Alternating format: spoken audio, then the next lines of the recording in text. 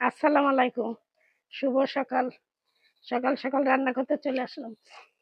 আমার কদু দিয়ে বুটের ডাল। বুটের ডাল দিছি, এই যে এটা আমি এখন বাগার দেবো।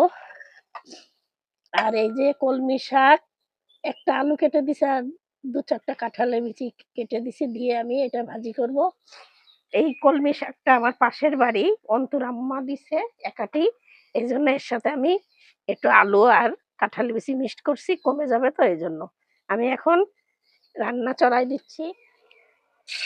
আমি মরিচ দিয়ে দিলাম, পেঁয়াজ দিলাম, কলমি শাকটা চড়াবো। আর এই যে একটু রসুন কুচি দিয়ে দিচ্ছি।